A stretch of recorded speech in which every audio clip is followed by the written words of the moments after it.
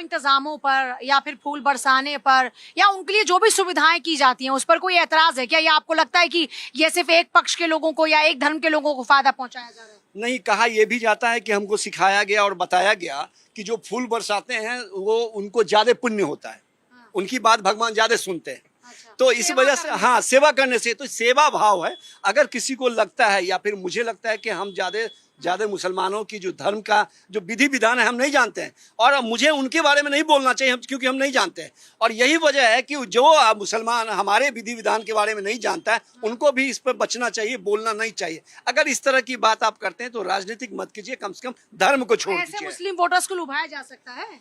देखिए, मुझे लगता है कि हिंदुस्तान के जो मुस्लिम वोटर हैं और हिंदुस्तान के जो आवाम है वो अब सब कुछ समझते हैं कि कौन लुभा रहे हैं और कौन जो है उनको सच में उनके तो साथ। ये कौन सी साजिश है?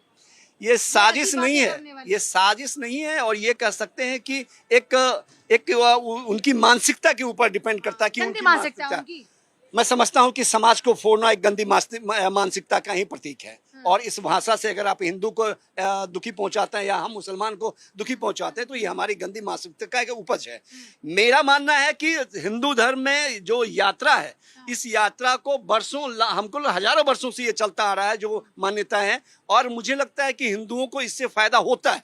वो मानते हैं कि इससे फायदा होता है, इस वजह से हिंदू जल लेकर के बाबा शिव के यहाँ जाते हैं और मनोकामना उनकी पूरी होती थी। यही वजह से तो आजकल चल रहा है, किसी ने खत्म नहीं किया और कोई विरोध भी नहीं करता है। ज्यादा पढ़ लिख लेने के बाद जो है कभी कभी उनको लगता है कि सिर्फ एक मिथ्या है, तो उनकी एक अलग बात है। लेकिन आवाम, हिंदुस्तान के जो लोग हैं वो मानते हैं कि भगवान शिव हैं।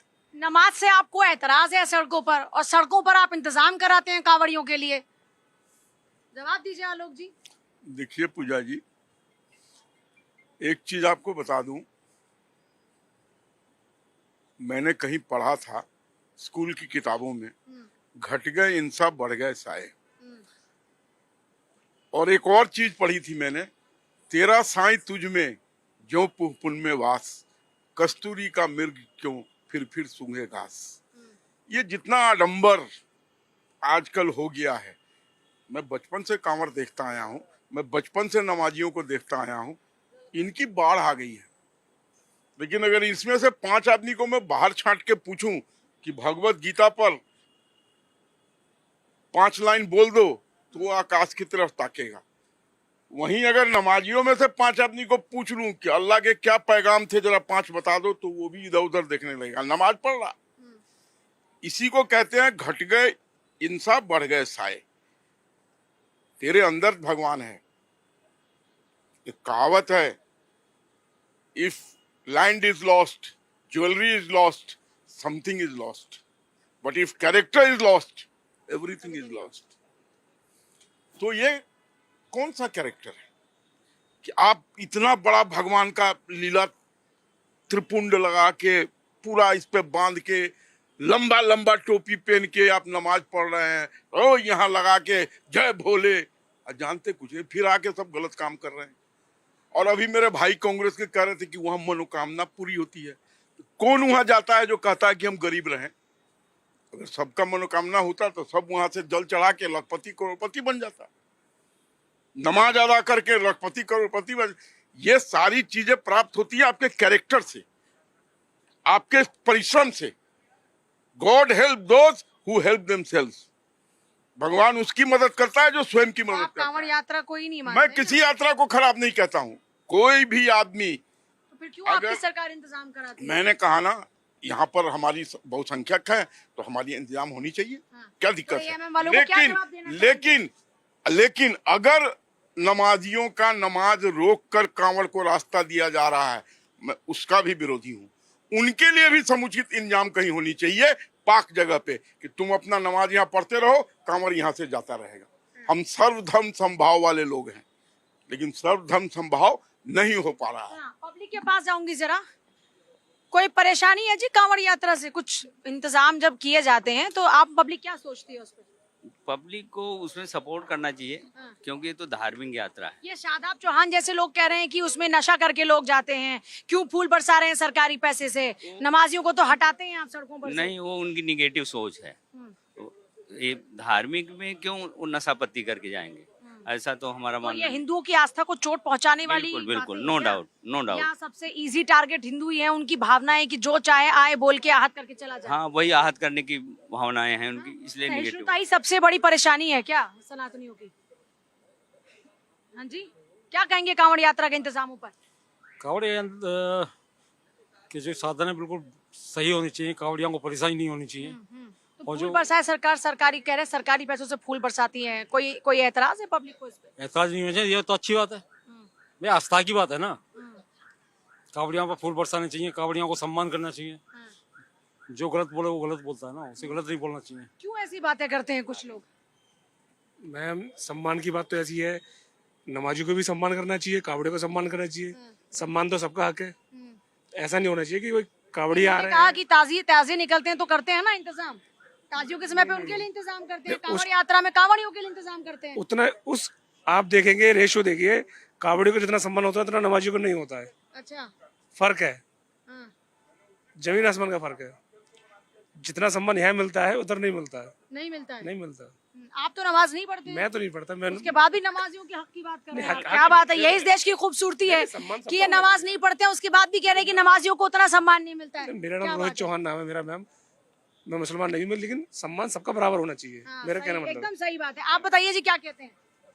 सम्मान तो अच्छी बात है, सबका होना चाहिए। पर ये कहना कि कांवड़ यात्रा में नशे करके लोग जाते हैं, इसका नहीं जाते, गलत बोल रहे, जो भी है उनकी गलत धारा है, जो भी है। अच्छे लोग हैं, अच्छे जा रहे हैं, उनका देखो स्वागत हो रहा है फूलों से, सबसे बहुत बढ़िया बात है ये। इंतजाम जो रहते हैं, इंतजाम सरकार को इंतजाम करने चाहिए नहीं करने चाहिए? करने चाहिए, जिससे उनको कुछ परेशानी ना हो। हाँ। लोग भाई, पैदल भी यात्रा करते हैं। शादाब चौहान की बात का कोई जवाब है? मैं तो सुना नहीं उनका बयान। शादाब चौहान ने कहा कि नशे करके जाते हैं, सरकारी पैसा क्यों खर्च कर रहे हैं, क्यों कांवड़ियों के लिए रूट डाइवर्जन कर रहे हैं, नमाज पढ़ने वालों को तो अपने सड़क पर नमाज पढ़ने से मना कर दिया। सरकार कितने कांवड़ियों को सैलरी देते हैं, कितने मंदिरों के पुजारी को सैलरी देते हैं, जितनी मौलवियों को सैलरी मिल रही है मस्जिद मदरसे में, क्या किसी पंडित को किसी पुजारी को मिलती है सैलरी? ये भी उनको उनसे पूछना चाहिए ना, शादाब खान से, ये साहब जो भी हैं। और रही बात कांवड़िए नशे करके जाते हैं, वो किसी भी धर्म में ऐसा लोग नहीं है कि उपद्रवी नहीं है और गलत नहीं है। अब 1-2% अगर है तो उसका इलाज भी हो रहा है। योगी जी ने साफ शब्दों में कह दिया कि जो हमारे कांवड़ यात्रा में अगर कोई उपद्र लोग हैं या कोई ऐसे नशेड़ी है, गंजेड़ी है, तो वो लोग से सावधान रहें और उनको चिन्हित कर करके सरकार का एक मतलब पुलिस को एक वो सहयोग दें, ठीक है ना। लेकिन और किसी धर्म के बारे में आप ऐसे बोल सकते हैं या किसी धर्म का लोग ऐसे कोई ऐलान करता है? रही बात नवाज की, नवाज हर मतलब गुरुवार को, हर मतलब शुक्रवार को होती है।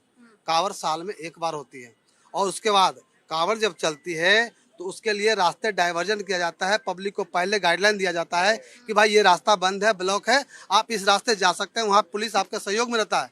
लेकिन किसी नवाजी को आप उठा सकते हैं, उसको बोल दे कि नहीं भैया आप आज यहाँ पढ़ रहे हो, कल आप वहाँ पढ़ लो, वहाँ पे आपको जगह नहीं जी, मैं तो यहीं पढ़ूंगा, मेरा अल्लाह तो बोला मेरा यहाँ जगह वो रजिस्ट्री भाई कर कह रहे रखा हैं कि है। नमाज पढ़ने वालों को कम सम्मान मिलता है। कहाँ के हमारे वो भाई? हमारे भाई को।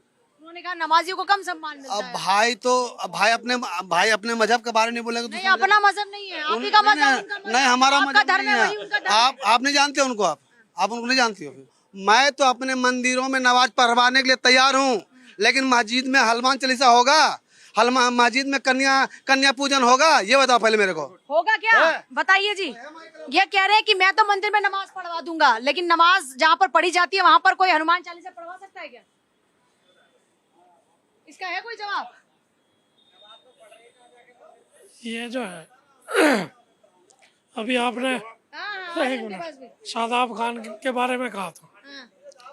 शादाब खान को तो चमकना है और संविधान में सबको अपने अपने धर्म के अनुसार मानने का अधिकार है। हाँ? मानने का अधिकार हाँ है। जी, एहसान साहब आप दीजिए जवाब इसका। पूजा जी, अभी एक सवाल आया था जो उससे पहले मैं 2 लाइन कह दूं। हम लाए हैं तूफान से सनातन निकाल कर, हाँ, क्या बात। हम लाए हैं तूफान से सनातन निकाल कर, इस सनातन को रखना मेरे बच्चे को संभाल कर। इसकी बड़ी तपस्या की है सनातन के लिए, इसको बोलना समझो, इसको खिलवाड़ ना समझो। पूजा जी, ये गुरूर है, ये आत्मा है भारत की। अगर सनातन न होता तो भारत मिट गया होता, खत्म हो गया होता। खंड खंड तो हुआ, लेकिन कुछ बचा है। बचा है इसीलिए है कि सनातन के मानने वाले हैं। इस्लाम में और सनातन में डिफरेंस है। दो नदी के किनारे नहीं मिल सकते आपस में। ऐसे इस्लाम और सनातन दो भाई तो हो सकते हैं, लेकिन मिलाप नहीं हो सकता। क्यों नहीं हो सकता? हाँ, इस्लाम के अंदर आस्था है, सनातन के अंदर आस्था भी है, धरोहर भी है और संस्कृति संस्कार भी है। तो आप कह रहे हैं कि इधर नहीं है संस्कृति और संस्कार? मैं बता रहा हूँ, इस्लाम के अंदर संस्कृति संस्कार नहीं है। मैं बता रहा हूँ ना, मैं मुझे बोले दो। इस्लाम के अंदर आस्था है, संस्कृति है, संस्कार है, धरोहर नहीं है। धरोहर किसे कहते हैं? पूर्वजों के हमारे मठ, हमारे मंदिर, हमारे उनके अखाड़े, उनके देवालय बने हुए 1516 साल में धरोहर नहीं बना पाए आप लोग। कैसी बातें कर रहे हैं आप? कर रहे हैं तो सही। आप ऐसे मत। हेलो, हिंदुस्तान में धरोहर, पूजा हिंदुस्तान क्या में है? नहीं, मैं बता रहा हूँ। काबा क्या है? बोले दो, धरोहर हिंदुस्तान में नहीं है, धरोहर अरब देशों में है। मैं इतिहास की बात कर रहा हूँ। जामा मस्जिद क्या है? वो उसका धरोहर नहीं है, वो मस्जिद है। अच्छा, मस्जिद वो है। मस्जिद है। धरोहर क्या मतलब है आप? धरोहर होती है जहाँ से धर्म स्टार्ट हुआ, धर्म से धर्म की स्थापना हुई, जहाँ पर वो लाल का तुम्हारा है। लाल किला क्या है? लाल का तुम्हारा अरे चापलूसी में इतना मत बहक जाइए कि अपने धर्म को गाली दीजिए। अब ऐसा मत कीजिए। अब सबसे बड़ा सवाल है कि जो लोग कहते हैं, जो इसका विरोध करते हैं, सबकी अपनी अपनी आस्था है और ये आस्था पे रहने दीजिए। इसको एक साथ मत मिलाइए और इसमें जो है खिचड़ी मत बनाइए, क्योंकि अगर खिचड़ी बनाइएगा तो ना आलू का टेस्ट पता चलेगा, ना दाल का, ना चावल का। खिचड़ी का भी तो अपना टेस्ट है। अपना एक अलग टेस्ट है, लेकिन इस हिंदुस्तान में सब मिलाते खिचड़ी भी खूब स्वाद बनती है। ठीक है, लेकिन सब लोग को पसंद नहीं है खिचड़ी।